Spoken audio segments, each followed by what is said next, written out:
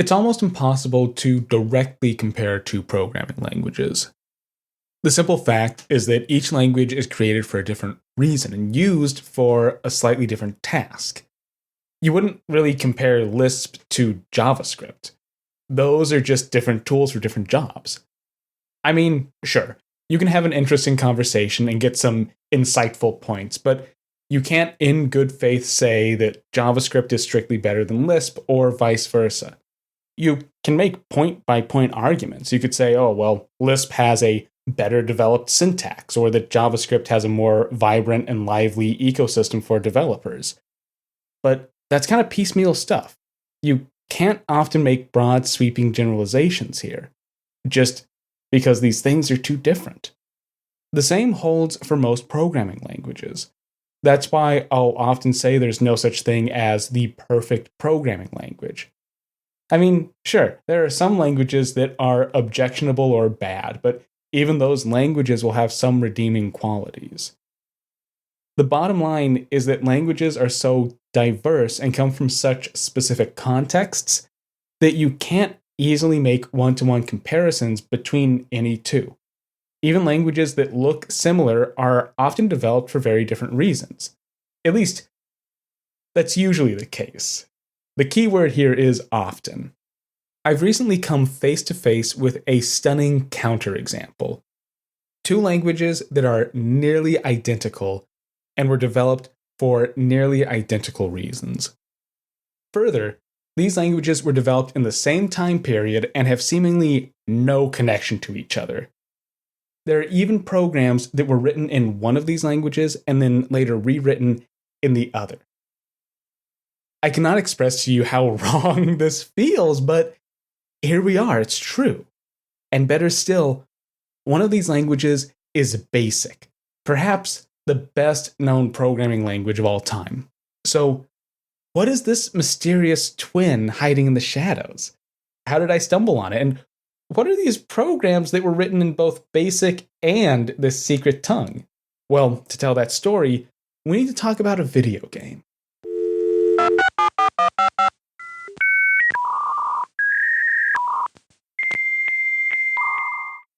Welcome back to Advent of Computing. I'm your host, Sean Hass, and this is episode 160, What Lunar Lander Can Tell Us About Focal.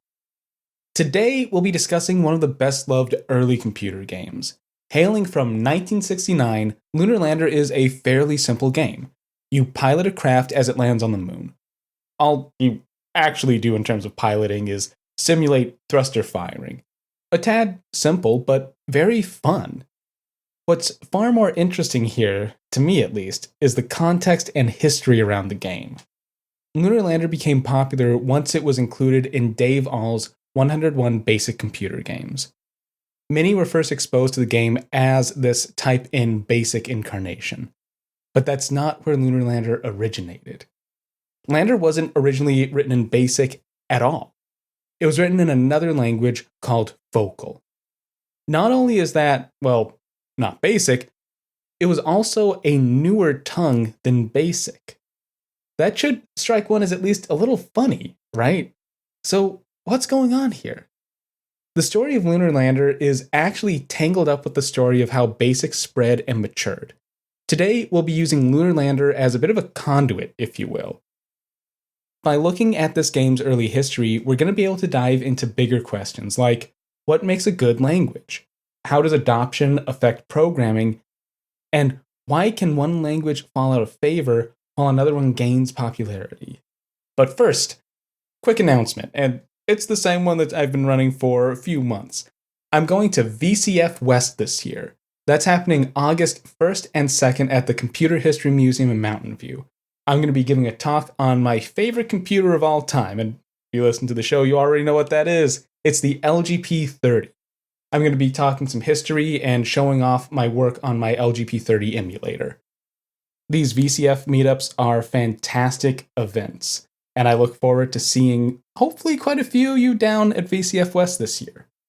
With that said, let's get down to business. On July 20th, 1969, LM5, better known as Lunar Module Eagle, landed in the Sea of Tranquility on the moon. It was actually a bit of a near-run thing. As LM-5 approached their planned landing site, Armstrong got his first good look at the lunar surface and saw a bit of an issue. Namely, big ol' rocks.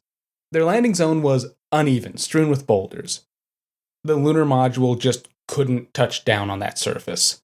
So the LEM had to fly onward as Armstrong searched for more suitable parking spots. Luckily, he was able to find one relatively nearby, but that search burned up precious fuel. The craft was then carefully brought down. It was already capturing the moon's gravitational pull, which would continue to pull down the craft until it crashed. Its descent had to be slowed by a thruster. That operation on its own was tricky. Armstrong used radar sensors to track the LEM's altitude over the surface, while firing thrusters at just the right times and just the right rates. Slowly, the LEM touched down. Fuel was low, but there would be just enough to make it back to orbit.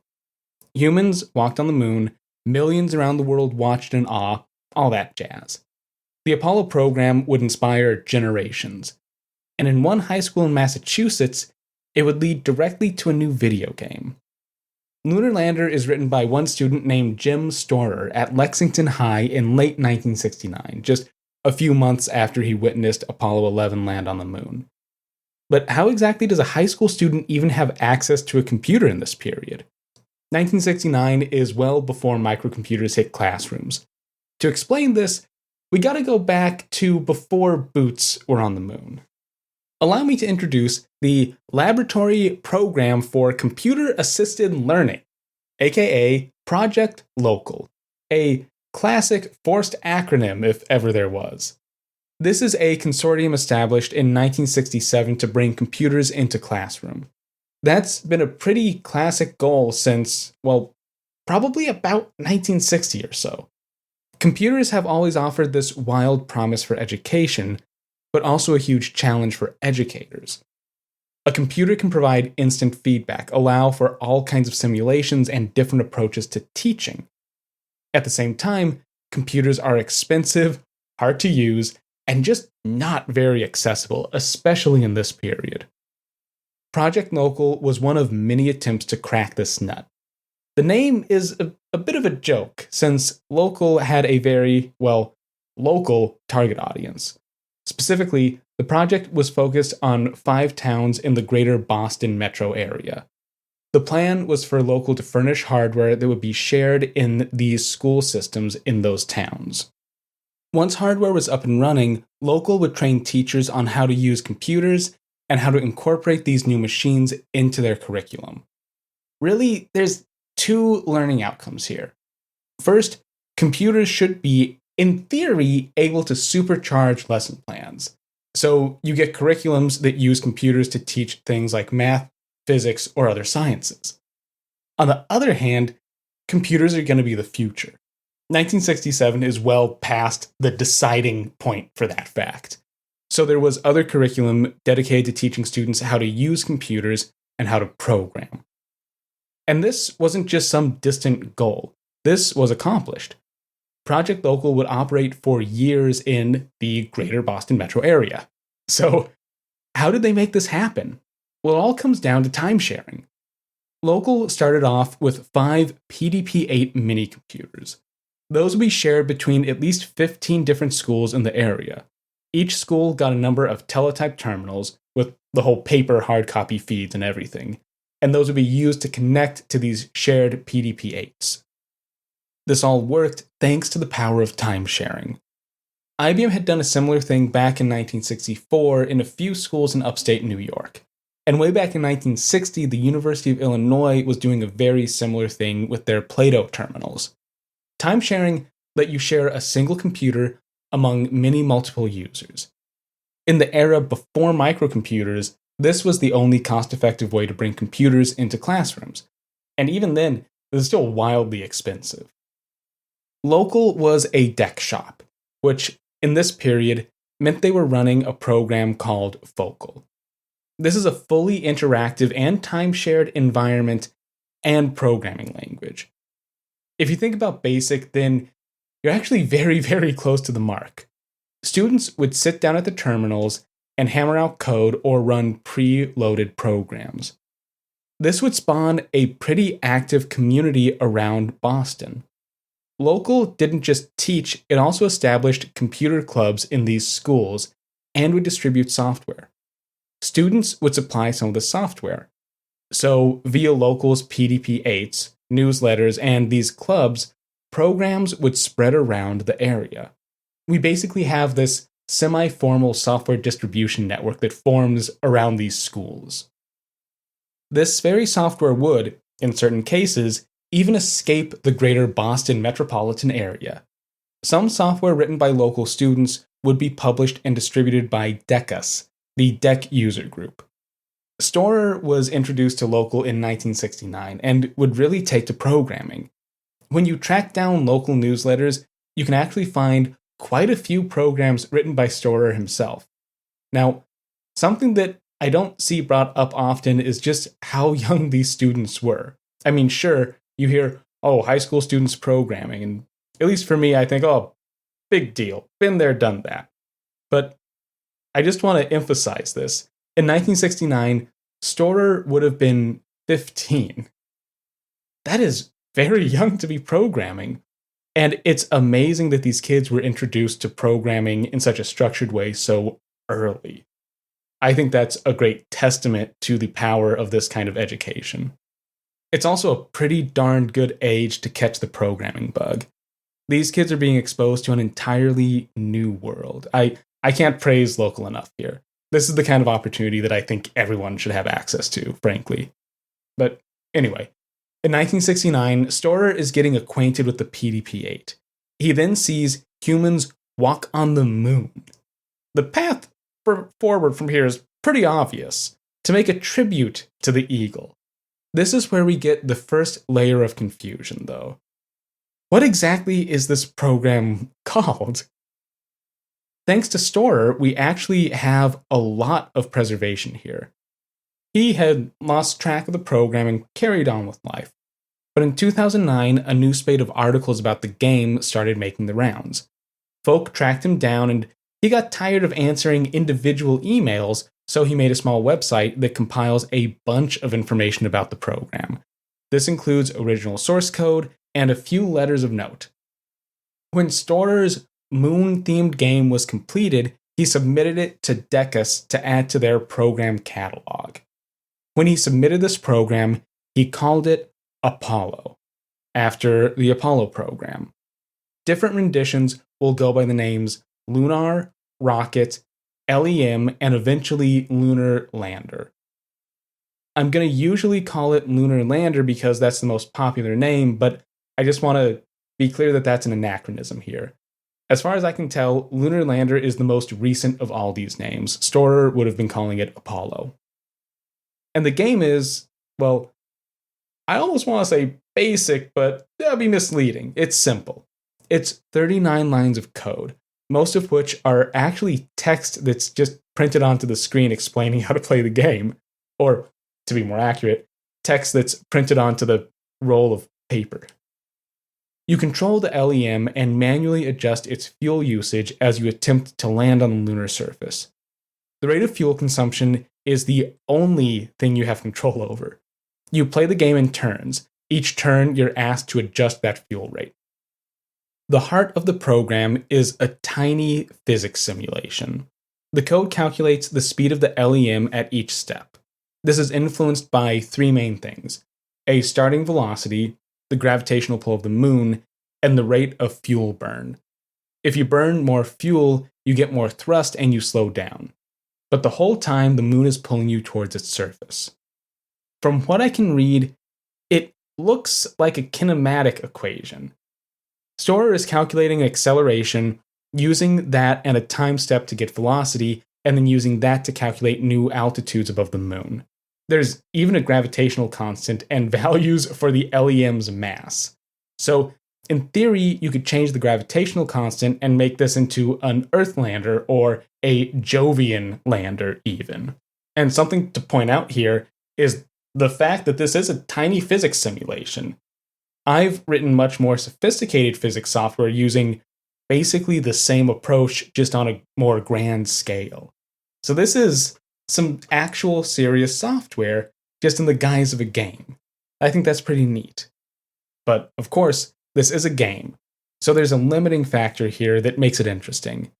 You only have so much fuel on board the LEM. If you run out of fuel, you crash. So the real meat of the game is all about managing that fuel. It's kind of tough. I tend to crash whenever I play, but it always makes me want to try again. All told, it's a nice little game.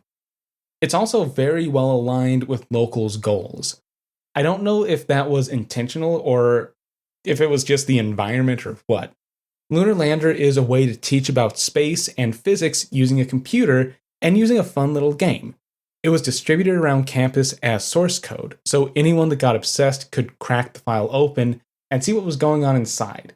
That's all very didactic and very cool. Again, I'm a huge fan of Local. This sounds like a wonderful program. From Storer's terminal, Lunar Lander would spread. It was picked up by Decus and entered their catalog. Actually, Storer had at least 2 games in the user group's library. The other, called Pollution, was a market and environment pollution simulator. It looks pretty similar in scope to Lunar Lander, but for whatever reason, Lander's the one that takes off. Now, this is where the story turns in an interesting way. In 1973, Lunar Lander finds its way into Dave All's 101 Basic Computer Games. There, it's called Rocket, and crucially, it's been translated into Basic. I mean, with the book's title, it kind of gives that away, right? It's this basic form of the game that would become popular outside the local system. To understand why, we have to look at Lander's first language, Focal. I will give a bit of a warning here. I am kind of setting up a big joke that has what I think is a funny punchline. So, you might laugh at the end of this. If you don't, I do apologize. I assure you, I've had a few hearty chuckles while preparing this. So, let me start by saying this. Similar languages are very, very interesting to me. The fact that 2 similar languages can exist and one can succeed while the other fails, well, that's what gets me. It's like looking in on a real-world experiment. You can't set this kind of stuff up purposefully, but there are quite a few times where this happens. C and Bliss are one example, which I covered recently. Focal and Basic form another pair, and this pair is even closer than anything I've ever seen before. What I want to do is get to the bottom of 2 simple questions. The most obvious is, how does Lunar Lander end up being written in Focal instead of Basic? And the second is, why did the Basic version of Lunar Lander prove more popular than its original Focal iteration? Those questions, it turns out, are very closely tied together.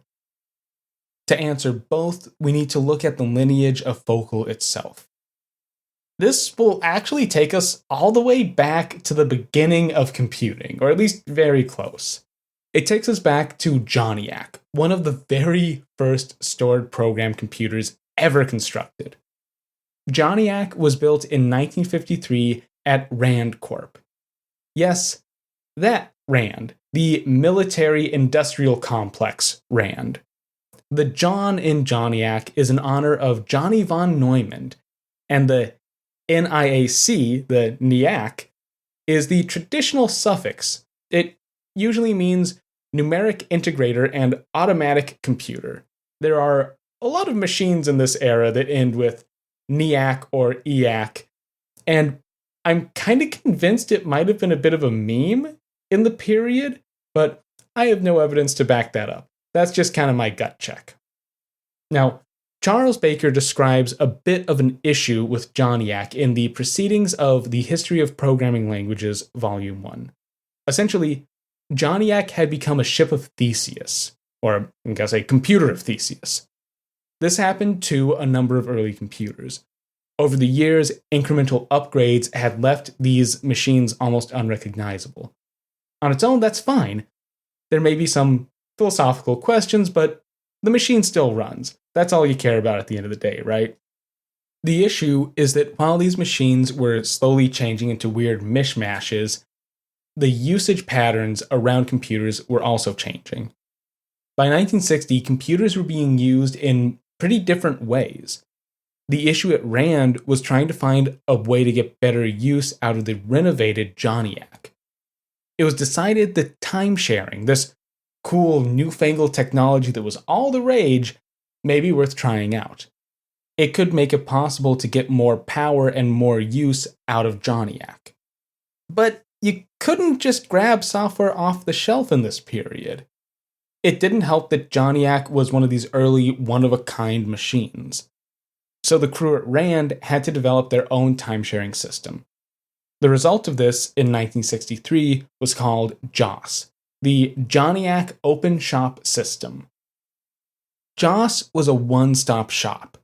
It's a combination time-sharing system and programming language. Or, well, let me put that another way. JOS is a time-sharing operating system, and its interface is a programming language, also called JOS. This dual purpose, this kind of duality, is visible throughout the system. JOS was intended as a means to get more use out of Johnniac, by getting more people on Johnniac at one time. At the same time, it was designed to get more people programming on Johnniac.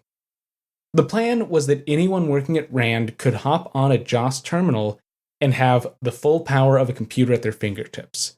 To quote from the introduction to JOS's manual, the system is meant to, quote, provide the individual scientist or engineer with a personal computational service immediately available whenever required in his own working environment. The manual continues. From the engineer's point of view, JOS is a problem-solving tool that he can use in solving numerical problems with a minimum investment on his part in learning its use. End quote. And behold, the slow beat of progress. JOS's great trick was to make Johnniac more useful by making it possible for more people to, well, use the darn computer. Time sharing does part of that by increasing the overall volume of users that can be on the machine at any one time.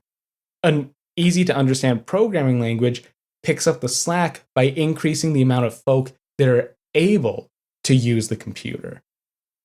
I want to be clear about how JOS's motivations are very similar to some other early programming languages, but still retain some peculiarities. Fortran, one of the most venerable of the venerable, was developed at IBM so non-programmers could use a computer. Many early languages are developed for that exact reason. That motivation leads to a really neat shift, where we start to see people using programming and computers as tools for other ends. That's opposed to earlier days where computers were more often used as research apparatuses for the study of, well, computing. Put another way, this is how computers become more practical. Another point of comparison here is the boogeyman this episode, BASIC, aka the beginner's all-purpose symbolic instructional code. This language is developed in 1964 at Dartmouth by Kurtz and Kemeny. It's based off a slightly earlier language called DOPE that was written as an experiment. The goal of BASIC is to create an easy-to-learn language that can be used to teach college students to program and use as part of a curriculum. Specifically, Kurtz and Kemeny are trying to use it for non-scientific curriculums. It's a purpose-built educational language. BASIC and JOS have similar goals, right? Be an easy-to-learn language, get more people programming. That's kind of it. In the case of BASIC, that's students, so the learning outcome is learning. For JOS, the audience is Rand's own scientists and engineers, so the learning outcome is something Department of Defense project stuff. But the comparison to BASIC goes a lot deeper than just that. True heads will have already spotted it, at least I hope. BASIC is initially developed as a time-sharing system that runs on a central computer at Dartmouth. Technically, BASIC was the interface and programming language for the Dartmouth time-sharing system. Students would log in over terminals placed all over campus, and from there could hammer out BASIC to their heart's content. BASIC and JOS are developed at almost the same time.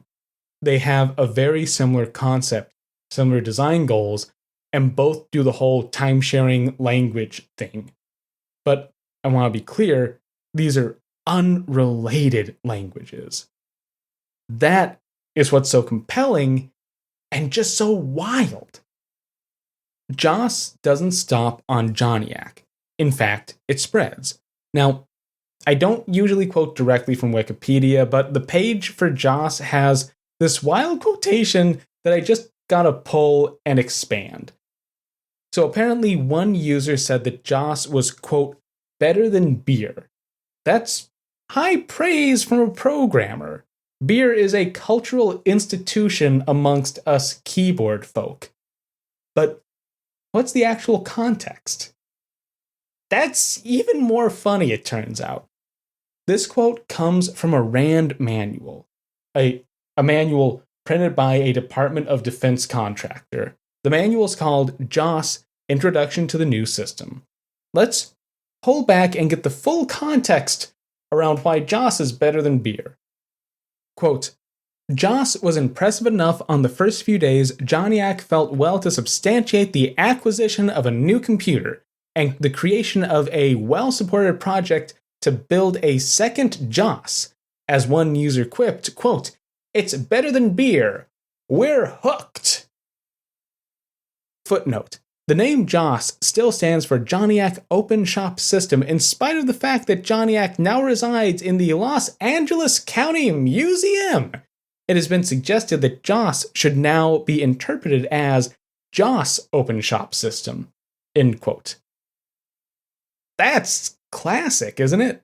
We get recursive acronyms, jokes about cultural substance abuse, and even the acknowledgement of how silly the whole arrangement is.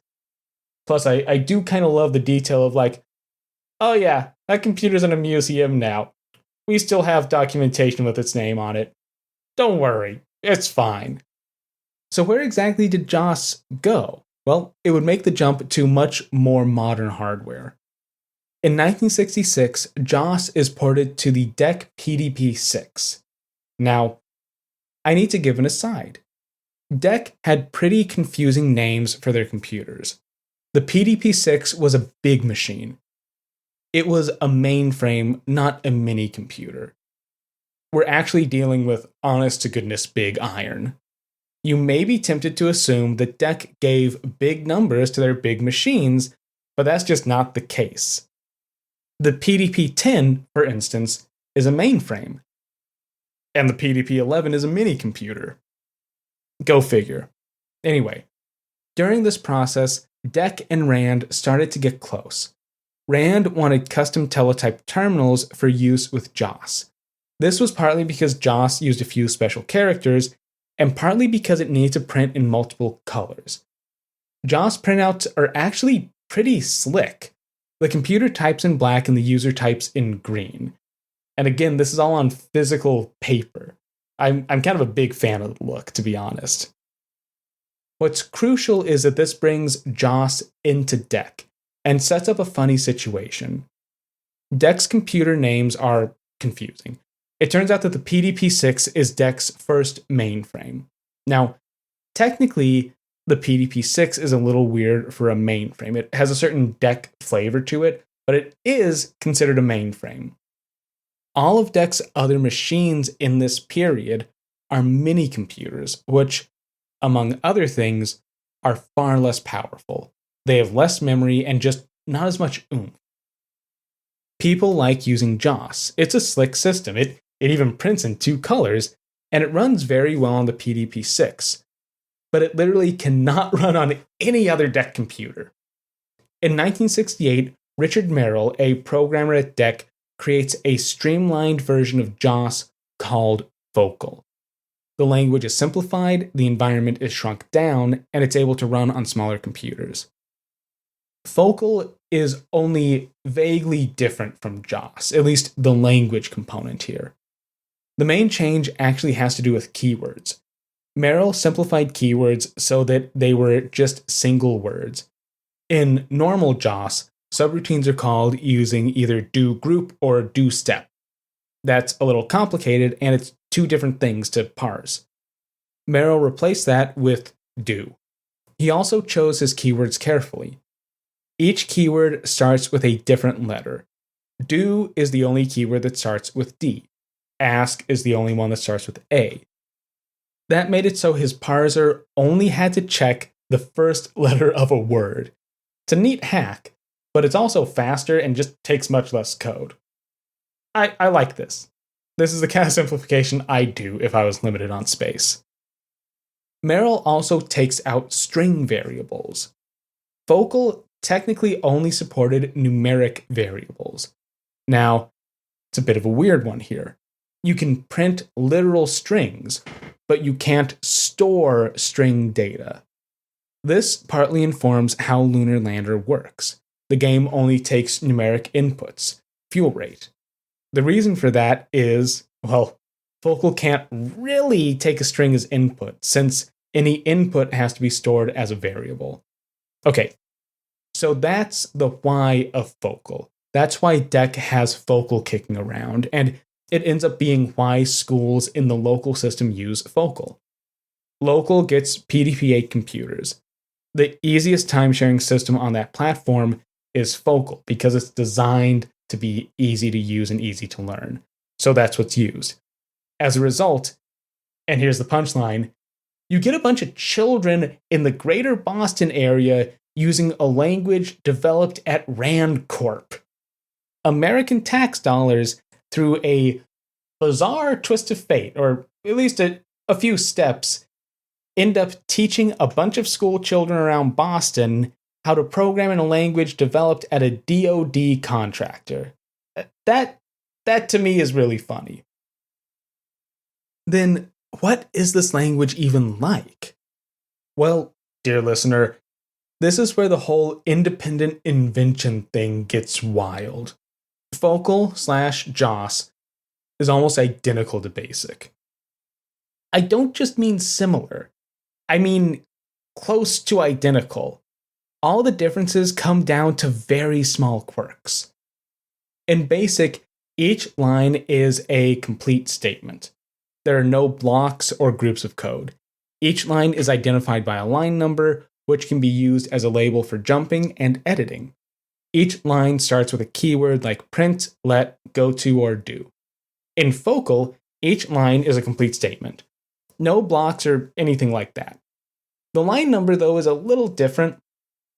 Each line is identified by a group number followed by a step number, like 10.01, for example. That's group 10, step 1. You can call up a group to run a whole group, or you can go directly to a step. In practice, this means Focal has code blocks, but you just kind of name those blocks by number. Each line of Focal starts with a keyword, or rather a key letter, since you only need the first letter of each keyword. Those are keywords like type, set, go to, or do. And besides that line number thing, and just slight differences in how conditionals execute, there are no differences. That can't be real, right? I mean, that just doesn't jive with what I know about computers. How can we have two contemporary languages developed in isolation that are pretty much the same? You may be tempted to say, well, obviously, one influences the other, right? Well, that's where it gets even more weird. BASIC is developed in '64 based off work done in '63 at Dartmouth. All the features of Focal that I've outlined, except the keyword trick, are straight from JOS, which is developed at Rand in 1963. There has to be a missing link here, right? But I've been scouring and haven't found any. The best primary source for the early history of BASIC is the book Back to Basic, written by Kurtz and Kemeny themselves. That has no mention of Joss or Rand. That said, there is a small connection here. John Kemeny, one of the co-creators of BASIC, did some contracting work for Rand. Kemeny explains this in the book Man and the Computer. In 1953, he worked as a short-term consultant for Rand. This is actually where he first encountered a computer. That machine was the Johnniac. But this is too early for Joss to be in the picture. Quote, I had great fun learning to program a computer, even though the language used at the time was designed for machines and not for human beings. End quote. The more interesting point of contact comes in 1956, when Kemeny returns to Rand for another consulting gig. Quote, I noticed that some of Rand's distinguished and highly paid employees had to hang around for an hour or more to get a 5-second shot at the computer. It was a time when computers were scarce and very expensive, but a simple, cost-effective calculation showed that priorities were being put in the wrong place. Kemeny continues, I therefore recommended a system by which the lengthy computations could be interrupted for a few seconds at a time for someone to check out a program. I would very much like to believe that this recommendation influenced Rand to become one of the pioneers in the development of time-sharing systems. End quote. This is all too early for a direct connection between Joss and BASIC. However, this does speak to something similar. Recall that Joss is created because Rand wants to make more efficient use of Johnniac. I personally think this recollection of Kemeny's points towards some larger trends in the industry. Many people wanted time-sharing. Non-interactive computing was quickly hitting the limit of its usefulness. Joss and BASIC are both similar solutions to that same inherent problem. In fact, they're basically the same solution. It could be that Joss gets inspired in part by Kemeny's recommendations at Rand. It could be that BASIC gets inspired in part by Kemeny's analysis of the issues with Johnniac. The point is, both systems come out of a very similar context. That explains a lot of the similarities to me, but things are still kind of spooky. I wish there was some smoking gun connecting the two more early on, but there kind of isn't. Okay, so back to the matter at hand. DEC becomes a focal shop, and that means local is a focal shop. While that sounds innocuous at first, it actually leads to a bit of a problem. Focal as a language is super specific to DEC mini computers in this one exact period. That means software written inside local is only really usable or directly usable on another small DEC computer. Why didn't Focal spread outside DEC? Well, that all came down to licensing. David All worked at DEC in this period. In an interview with the Antic podcast, he explained the problem with Focal like this. Quote, Focal in many regards was more efficient than BASIC because they were running it on mini computers and there was less memory to work with. On the other hand, and this was true digital, as time went on they said, no, nobody else can use Focal. We're not going to let, especially those people at Data General, but at any place, nobody could use Focal. End quote. DEC wouldn't let other companies produce their own implementations of Focal. It's unclear if this was like a patent or licensing thing, but DEC just wouldn't play ball. So Focal became DEC exclusive and DEC proprietary. BASIC, on the other hand, wasn't. Versions of BASIC quickly proliferated. Again, the combination of time sharing and accessible programming was a winner. Folk wanted that pretty badly. BASIC was running at GE since, well, the beginning. That's not a big surprise. The Dartmouth team originally implemented BASIC on a GE mainframe, and they were helped in the process by engineers and programmers at GE. I think this experience made Kurtz and Kemeny more open to making BASIC, well, open. By the end of the 1960s, BASIC is also running on HP and even DEC computers. In the early 70s, BASIC becomes a standard and goes even further afield. There's a bit of a side note here that I want to point out. Focal is based off JOS, right? And JOS is developed at RAND. RAND is a Department of Defense contractor. They make money from US tax dollars, indirectly because the DoD pays them, but that's still from tax dollars. So, in a way, we all paid for what led to Focal. I think the only reason Focal could stay proprietary was it was developed inside DEC themselves and not as part of a RAND contract. BASIC, in actually kind of a weird twist, is also paid for by tax dollars. Dartmouth is a private college, but some of their research was funded by grants. Kurtz and Kimmony's time-sharing research was funded by a grant from the National Science Foundation. In other words, by taxpayer dollars. So, in that light, BASIC kind of had to be an open language. We all paid for its development. The matter of spread meant that Focal would always be less popular than BASIC. But we still get this pocket of Focal software kicking around on some DEC computers in this specific period. And this is all happening right as DEC is getting more involved with educational initiatives like Local. So then, how does this software make the jump to BASIC? How does Lunar Lander become more popular? This is where we actually get into David All. Now, we've covered All on the show before. He managed DEC's EduSystem program, which got computers into schools and provided support and documentation. He is, in large part, the one responsible for DEC switching to BASIC. All goes this route for the exact reasons we've already seen. BASIC can run on many more computers. Focal can only run on small DEC hardware. By standardizing educational material around BASIC, you get access to a larger audience. You can make your materials more accessible. In the early 70s, All starts this newsletter called EDU. It's published by DEC and it contains, amongst other things, type-in software. These are games and educational programs, and he chooses to use BASIC in this newsletter. The problem, though, is DEC has this big catalog of educational software written in Focal. Luckily, that's not actually much of a problem. It's almost trivial to translate between the two languages. BASIC and Focal are almost exactly one for one.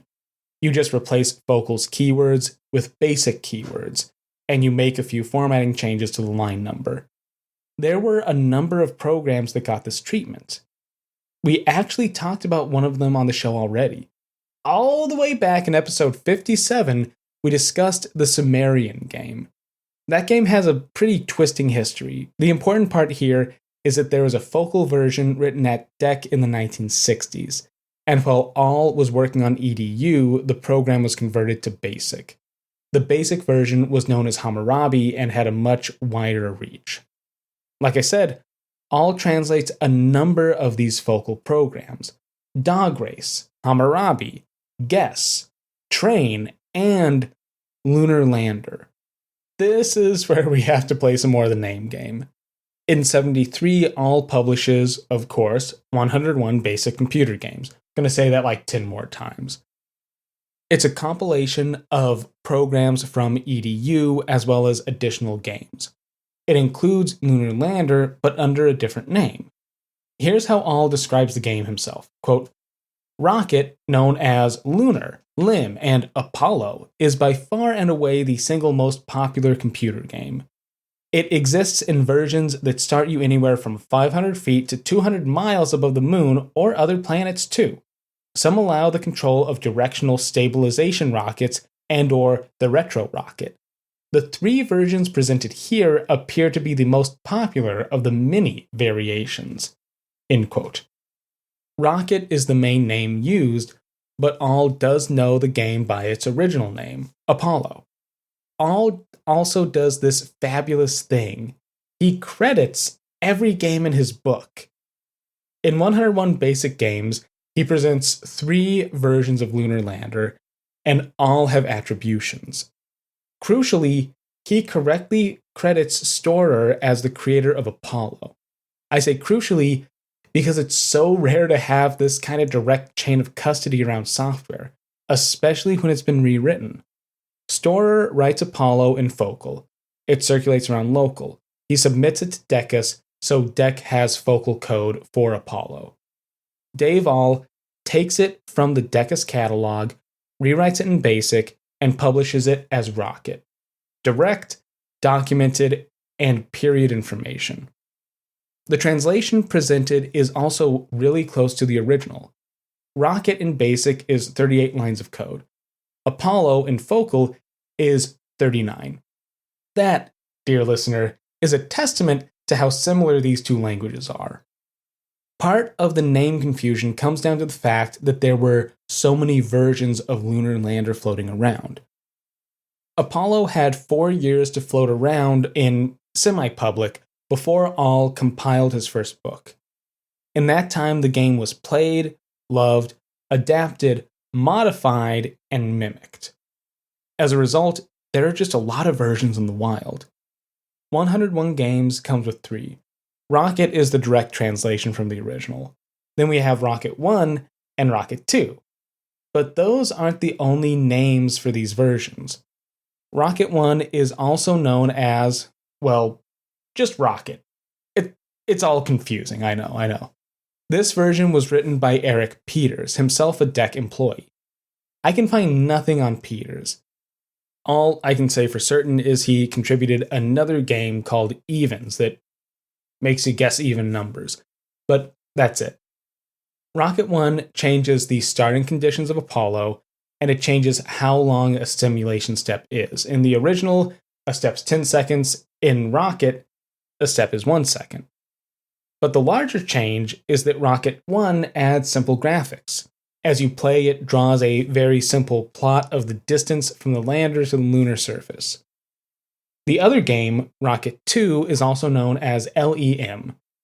This version actually expands the simulation considerably. It accounts for thrust vectoring. In other words, you can angle your thruster. That may sound like a small change, but that does substantially complicate the program. Apollo, as originally written, is a very simple one-dimensional simulation. It only calculates acceleration in one dimension, up and down. By adding the side thrusters, this becomes a two-dimensional problem, which is about an order of magnitude more annoying to calculate. This version was contributed by William Laborie II of Alexandria, Virginia. I guess a human would say Laborie II, but I digress. Who is this programmer? Again, no idea. 101 Basic Games actually has addresses of all its contributors. Storer's address is, as expected, Lexington High School. Peter's address is Dec's offices. But Laborie's address is a 4-bedroom home in a suburb of Alexandria, Virginia. That, sadly, tells us nothing. Laborie lived in a house. Not that informative. But just the simple fact that these variations exist is a lot more interesting than the lack of information around these early programmers. It speaks to a kind of community engagement.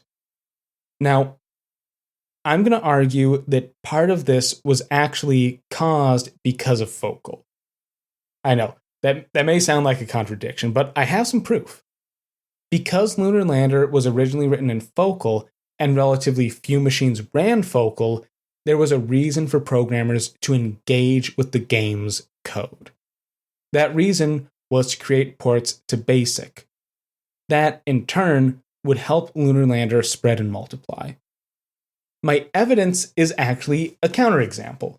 In 1970, the year after writing Lunar Lander, Storer wrote and published another game. Again, we get to play the name game here. It's originally called Pollution Game, but it's also known as Pollute and King. I'm going to be calling it the Pollution Game just for my own sanity. This game is an economic simulation. Dave All calls it a more complex Hammurabi. You play as the king of a small and communistic island nation. Each turn, you budget your nation's capital. You spend money on planting crops, distributing wealth to citizens, and pollution abatement. You can make immediate cash by selling land to industrial concerns, but increasing industry increases pollution on your small island. Your other revenue sources come in the forms of tourism and farming, which are impacted by pollution. Like Lunar Lander, this is a simulation built around a set of equations. However, the pollution game is much more complex. The code is a few hundred lines long, an order of magnitude more than Lander. That's not too far outside the expectations for type-in games, though.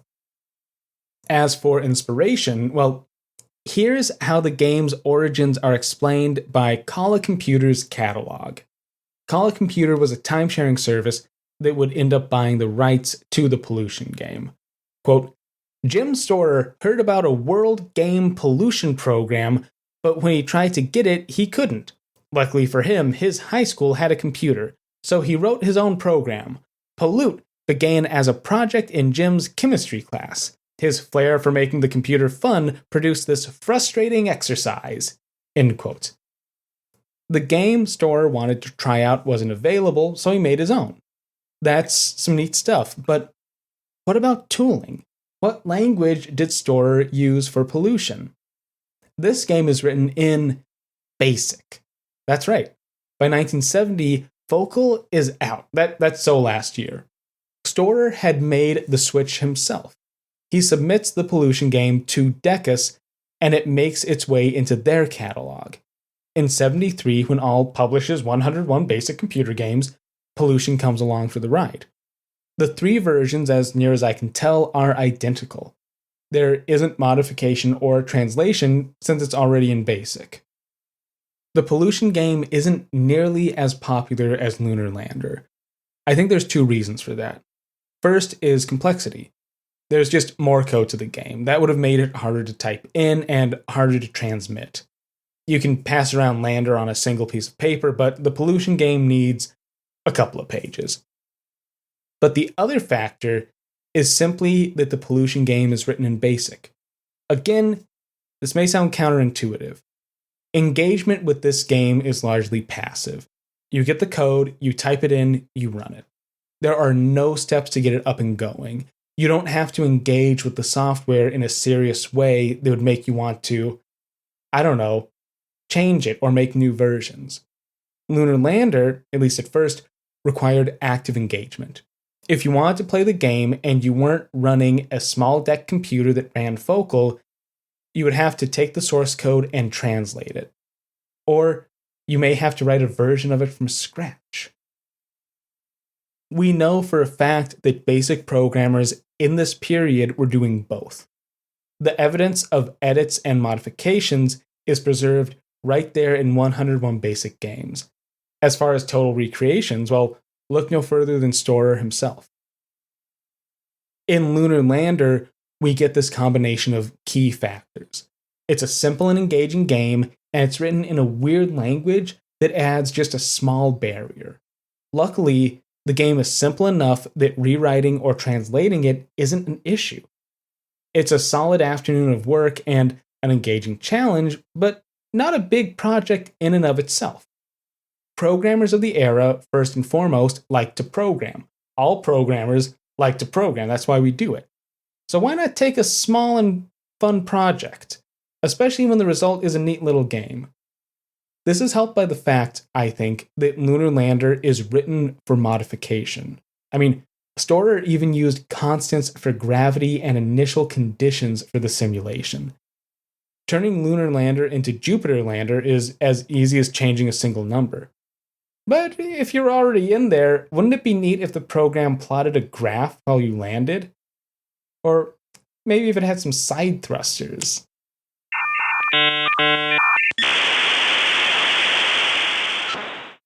Alright, that does it for our coverage of Lunar Lander.